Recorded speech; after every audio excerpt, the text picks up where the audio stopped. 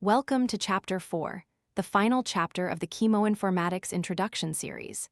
In this lecture, we'll explore how AI is revolutionizing synthesis planning. We'll learn to represent chemical reactions in computer-readable formats, predict reaction outcomes, and most excitingly, work backwards from a target molecule to plan its synthesis. This is retrosynthesis, one of the most impactful applications of AI in chemistry today. Before computers can reason about reactions, they need to understand them. Reaction, SMILES, extends the SMILES notation we learned in Chapter 1 to include reactions. A period separates different molecules on the same side of the reaction. The double greater than sign represents the reaction arrow, separating reactants from products. For example, Fischer esterification of acetic acid and ethanol becomes acetic acid period ethanol greater than ethyl acetate period water.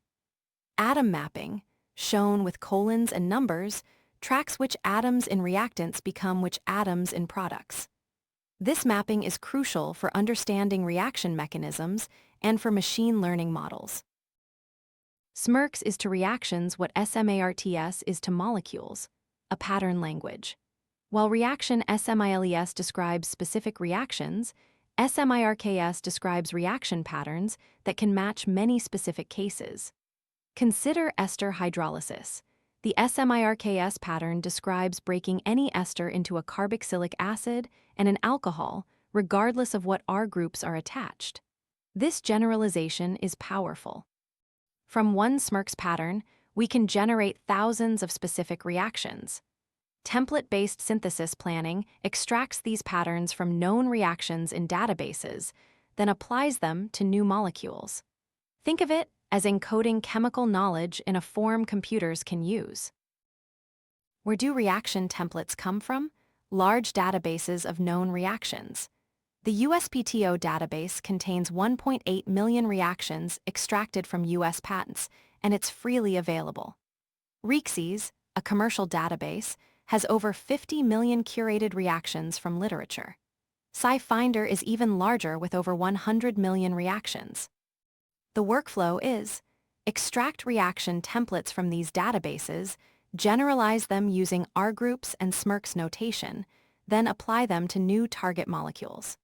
The USPTO dataset has become the standard benchmark for reaction prediction models. With enough examples, machines can learn the rules of organic chemistry. Forward prediction answers. Given these reactants and conditions, what products will form? Modern approaches use transformer models, the same architecture behind ChatGPT, adapted for chemistry. The model encodes reactant SMILES strings, processes them through attention layers that learn which atoms interact, then decodes the product SMILES. Current models achieve about 85% accuracy for predicting the exact major product, and 95% accuracy if we consider the top 5 predictions.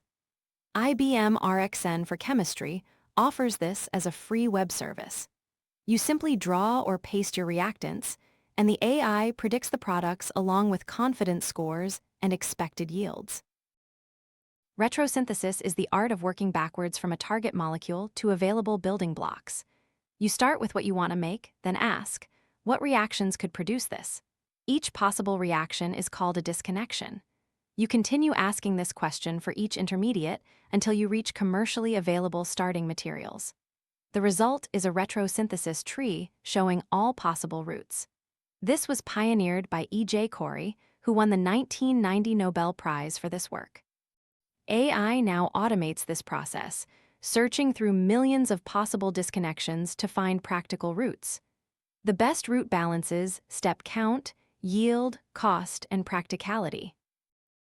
Two powerful tools make AI-driven retrosynthesis accessible.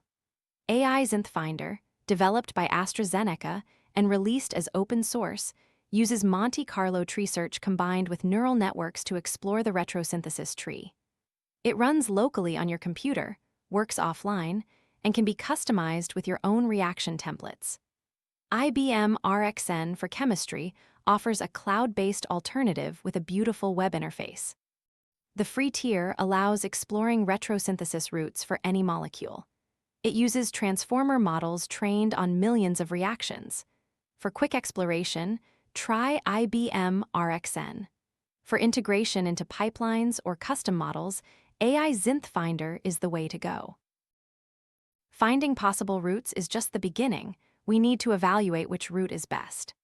Key scoring criteria include step count, where fewer steps mean less labor and lower chance of failure; cumulative yield, the product of individual step yields; cost, including building blocks, reagents, and specialized equipment; accessibility, whether intermediates are stable and handleable; and novelty, whether the route uses known versus novel chemistry. Modern tools compute these scores automatically and can optimize across all criteria simultaneously. The goal is finding routes that are not just chemically feasible, but practically executable in a real laboratory setting. Chemoinformatics opens exciting career paths. In pharma and biotech, you might work on drug discovery pipelines, lead optimization, or ADMET prediction. Software development roles include contributing to tools like RDKit, building platforms for computational chemistry, or developing new AI models. Academia offers opportunities in research, teaching, and publishing cutting-edge methods. The startup world is booming with AI drug discovery companies raising billions in funding. Core skills you need: Python programming is essential, machine learning knowledge is increasingly required, chemistry understanding provides domain expertise, and statistics helps you evaluate models properly. The field is growing over 15% annually, much faster than traditional chemistry roles. Congratulations on completing the Chemoinformatics Introduction series. Let's recap our journey. In Chapter 1, we learned how to represent molecules as SMILE strings and work with RDKit. Chapter 2 covered QSAR and QSPR, predicting molecular properties using descriptors and machine learning. Chapter 3 explored chemical space, similarity metrics, and virtual screening. And in Chapter 4, we tackled reaction prediction and retrosynthesis planning. Where do you go from here? The RDKit documentation is your best friend for practical coding. Deep Chem tutorials cover deep learning for molecules. Coursera and edX offer formal courses, and research papers on archive show the cutting edge.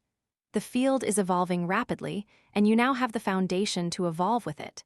Thank you for learning with us, and best of luck in your chemoinformatics journey.